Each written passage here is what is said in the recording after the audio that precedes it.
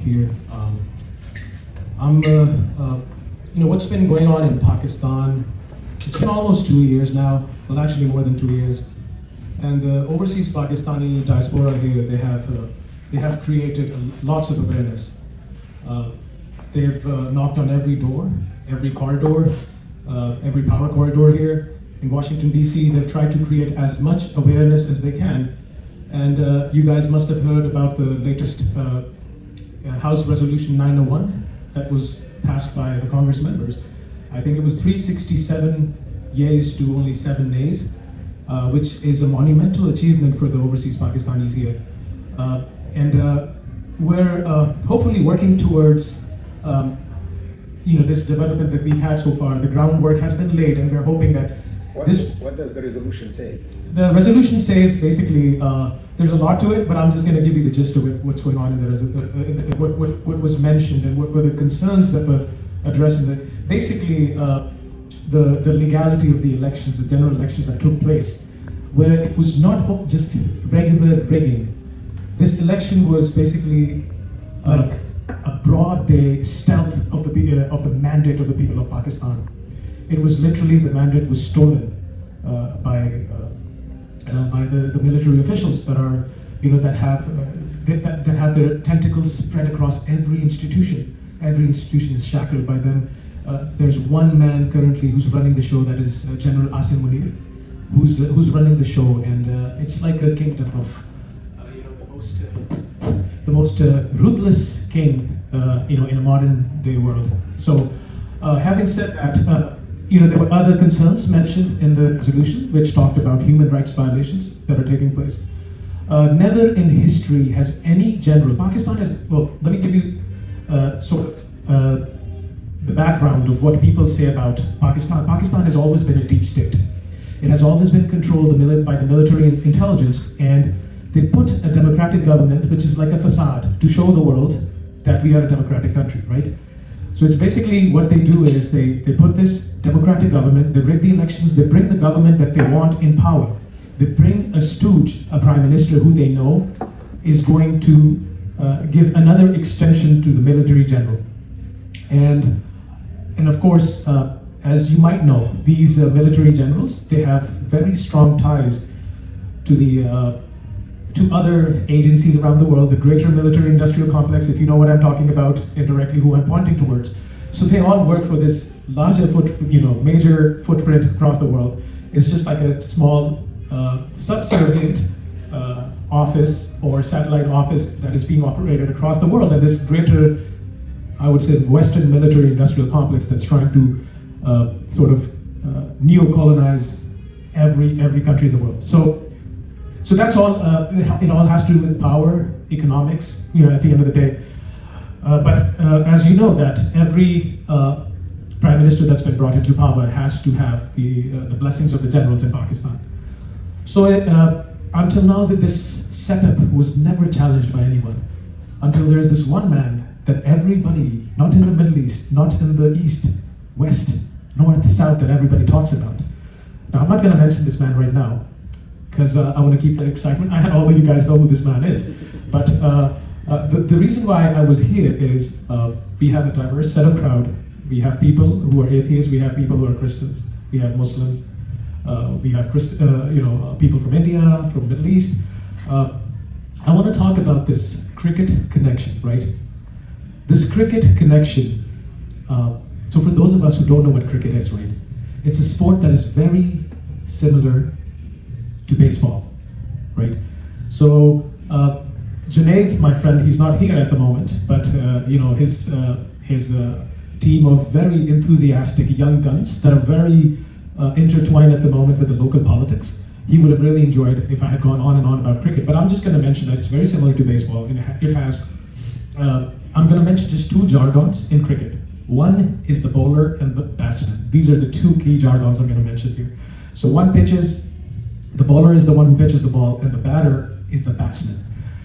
So this cricket connection is a connection that has revolutionized the thought process of a nation, of a 250 million population. It has completely revolutionized the way they have thought for decades. So this connection, I'm going to take you back about like 30 to 35 years in history. I'm going to make you time travel, and I'll make you focus on a certain geographic region, which is South Asia, in a country, Pakistan. So I was very young, I was about 6 years old, and I was watching this cricket match between India and Pakistan in Sharjah. And the arch rivals of, from decades, right? So I saw my parents chanting, Imran, Imran, Imran. And I was very young at that time. I was probably 6 years old. And I remember this young lad with exceptionally handsome looks, with his collar wide open, and he was charging in like a bolt of electricity, and the whole ground was cheering, and he was bowling, or I would say pitching, at a speed of like 90 plus miles an hour. And I saw this man, and I could feel the sort of the verve and the vigor that flew into me, even though I was a very young kid, and the charisma in his personality. So over the course of years, right, this man, he's a very headstrong man, and he made his achievements made him to become one of the few legends of cricket who are still their names are written in the Hall of Fame. He became the only captain who won the World Cup. Now, winning the Cricket World Cup for us is like winning like 10 or 15 Super Bowls, because you get your chance every 5 years, right? Correct me if I'm wrong. So for those of you who are familiar with cricket, right? So every 5 or 10 years, and he's the only Pakistani captain who was able to do that. So we Pakistanis are the ones that grew up with Imran Khan. As Imran Khan grew, we and generations of Pakistanis that were younger than me, that were older than me, we grew with him as he gracefully matured throughout his career. So after he retired from cricket, he was a man on mission always. He was one of those people with relentless energy. So he was like, I am now going to, unfortunately he lost his mother right after Cricket World Cup, from cancer. That's when he realized how expensive the cost of cancer medication is. And he just vowed to himself and to his people that I'm going to build the most state-of-the-art cancer hospital in Pakistan. So he was like, okay, all the people in Pakistan, like all the people in the specialized field of cancer and everybody, doctors from overseas, they said it's impossible.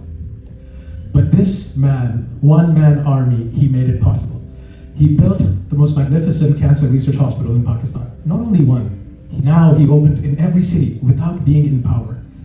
So this, after that, we saw him, he was always involved in this hospital and expanding and opening more outlets for this hospital.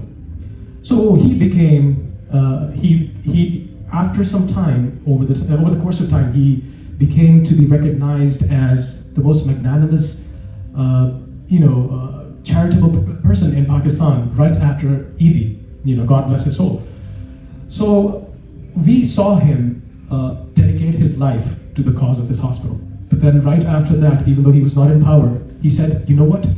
I'm going to build a university, actually a university town, just like how they have in the United States. For example, Blacksburg, right? It's a university town. So he was like, I'm going to build a university for the children who are deprived, By the way, doesn't Imran's cancer hospital provide free treatment to poor people? Right? Yeah, yes, sir. Yes. Actually, we know someone who his father had blood cancer, and I realized that her father used to get the blood transfusion done just for 5 rupees, which is not even 5 cents, right? So it's unbelievable. So the amount of speaking of, that was not only in Pakistan. I was visiting Sri Lanka, and I realized that people love him in Sri Lanka as well. And I saw that there's a hospital that was built by Imran Khan in Sri Lanka as well, but that's now being handled by the government. So I was really surprised. So he built this university, but then he realized in order to bring real change, he has to be in politics. So he's toiled day in and day out for 27 plus years until he became the Prime Minister of Pakistan. But unfortunately, the generals, they could not handle him, and they had to, they did a political coup against him. A unanimous resolution was passed, and he was removed as the prime minister. After that, there's so many events that unfolded. Pakistan went through some of the most unprecedented human rights violations, political violations. Democracy was trampled by the generals. It sort of reminded me of what Fatah Sisi did to Morsi, and then something similar to what happened to Mossadegh in Iran. I'm just making those connections here. So over the years, we saw him become wiser and mature, but the generation, the cricket generation, which is all of Pakistanis, we were watching him. And as we were watching him, we were learning from him. A person with such charisma, with so much truthfulness and honesty, we were mesmerized by him. So we grew up watching him, learning from him. We saw him from his stardom days, from being the #1 cricketer in the world that everybody loved across the globe, right? He was not only the heartthrob of young ladies, but men and women of all ages across the world. So he, from his stardom to his heroic days, from being a hero to becoming a philanthropist, from a philanthropist to becoming a Democrat, from a journey from becoming a Democrat to becoming, a prime minister, then from a prime minister to a leader, from a leader to a teacher, from a teacher to a preacher, and to a father of the nation. So whenever you guys talk about Pakistan, right? So Pakistan, just like when you talk about United States, right? Who are the icons of United States, right?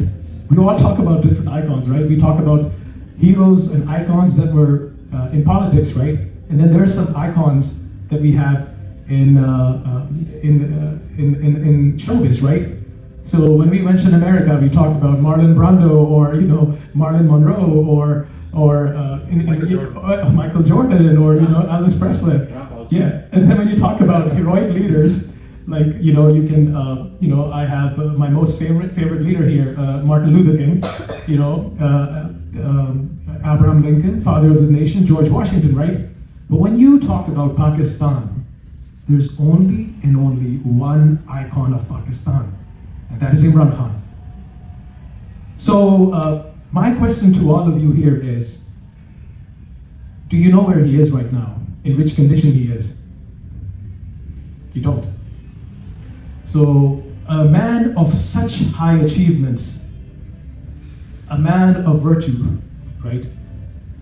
An apostle of peace, who taught us the word La ilaha illallah. There's only one God, and we all worship that one God. And that is what unites you Christians, Hindus, Muslims, Jews, even people who are atheists. That is what unites us. He talked about world peace. He talked about giving, uniting the world through peace, not through guns. He mentioned to the United States that I will be your partner in peace, but not in war. I will be your friend, your best friend in the region, but a partner of equal stature, not your hired gun anymore. So this teacher, preacher, father figure who taught Pakistanis what peace is, what Islam is. He was a modern face of Islam. He talked about having very, very good relationships with our brotherly country, that we share our culture, that we share the language with. India, our next door neighbor. He extended hands of friendship repeatedly. So a man who's an apostle of peace is right now in the darkest dungeons of death's cell. It's been 450 days in a cell where there's no electricity, where the rats and roaches roam around freely, where purposely the sewage covers have been removed, so he's not able to sleep because of the smell. He's been given unsanitized food, he's been given unsanitized water, where he has had indigestion, diarrhea several times. He has tooth infection and he's not being shown to the doctor and the tooth infection has developed all the way to his ear and his brain. So his family, his sisters were all arrested and all based on frivolous charges. None of the charges have been proven. At this moment, all the cases were dismissed. And the reason why he's being kept in prison is because at the will of a general, Asim Munir. Because of his will, because he did not bow down to this general. So, my question to all of you... You're saying the cases have been dismissed? Yes, none of the cases were proven. He was not proven guilty, so now they're trying to try him in military courts by changing the constitution. So the tyrant general, he wants another extension to his tenure, but Imran Khan is not willing to do that. So if you read about the conditions of the economy, Pakistan has nosedived, like the economy is in shambles at the moment, but this man is adamant on extending his tenure. So my question to all of you is, right, how would you guys react if something similar was done to an icon, to a larger than life hero and icon of America that we have? For example, George Washington, Abraham Lincoln, or any of these amazing people that have formed this country. I'll leave you with that thought. Thank you.